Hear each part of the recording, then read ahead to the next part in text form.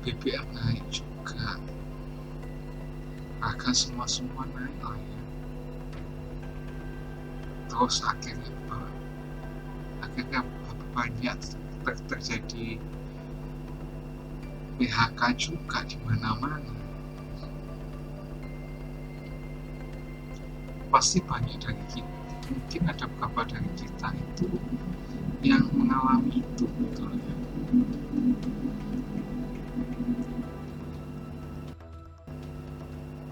Mengalami itu, yang dulunya itu bisa dikit-dikit healing, sekarang untuk makan aja pas-pasan gitu ya.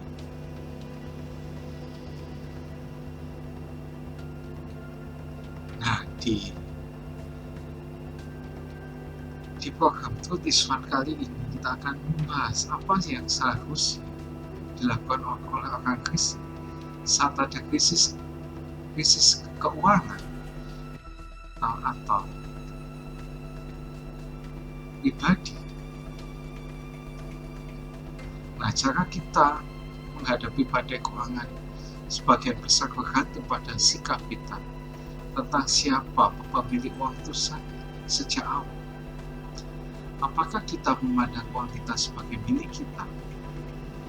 Atau apakah kita memandangnya sebagai berasal dari milik Tuhan?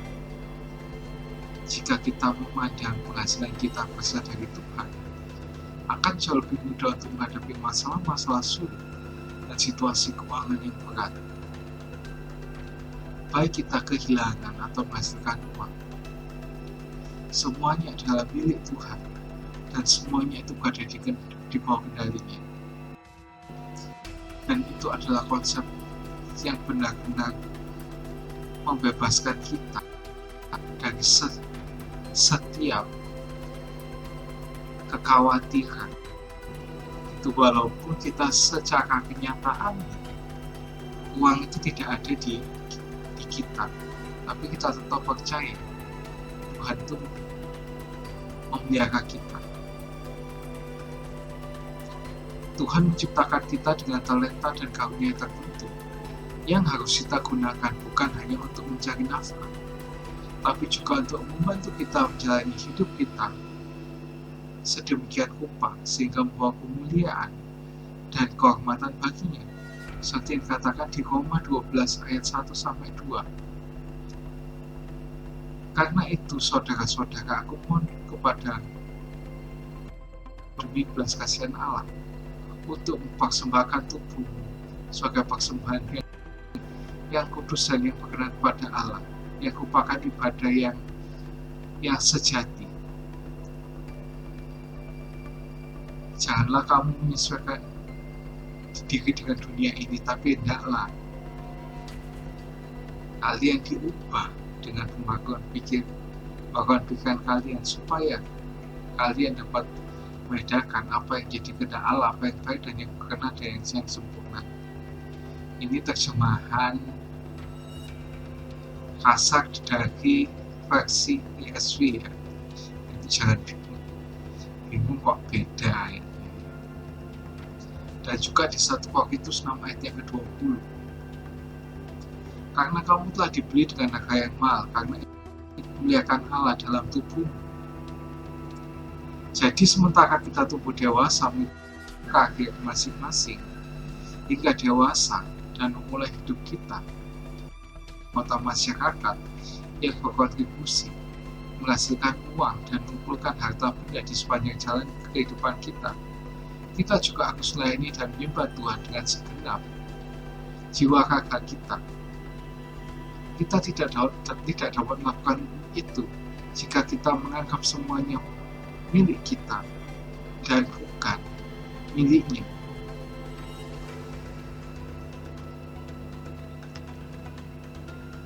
Kita akan selalu mendapati diri kita melayani apa yang paling kita hargai, entah itu kekayaan, kekuasaan, ketenaran, atau Tuhan.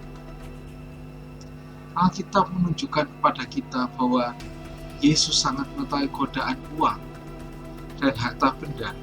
Karena selama pelayanannya di bumi, ia sebenarnya lebih banyak berbicara tentang keuangan daripada tentang surga dan neraka secara gabungan. Lukas 12 ayat 15 sampai 34 yang berisi tentang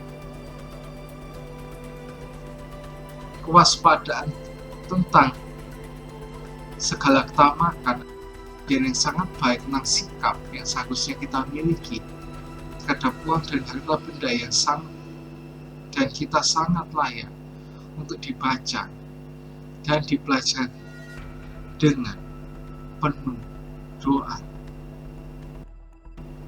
Allah kita yang berdaulat menempatkan kita di bumi pada saat ini dalam sejarah dan masa-masa ekonomi yang sulit bukan hal yang mengejutkan baginya, karena ia mengetahui setiap detik kehidupan kita sampai pada jumlah pasti rambut kita yang rontok karena sisir kita.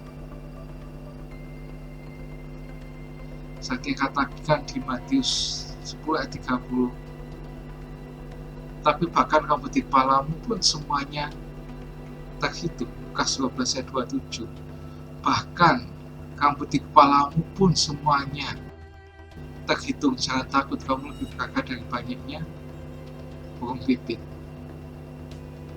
Kita benar-benar dapat mempercayainya untuk membantu melewati masa krisis keuangan. Marilah kita memastikan bahwa kita hidup dengan bijaksana sejak awal, tetap sesuai kemampuan kita, dan tidak terlalu menumpuk banyak hutang, dan siap hari dengan penuh doa dan mempercayakan semuanya kepada Tuhan.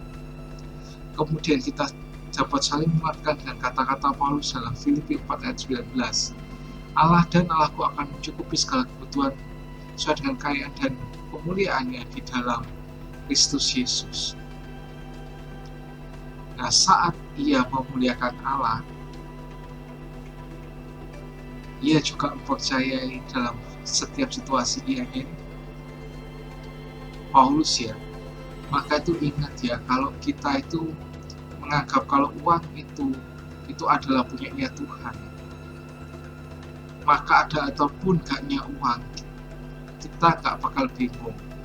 Yang pasti Tuhan pasti pelihara kita semua.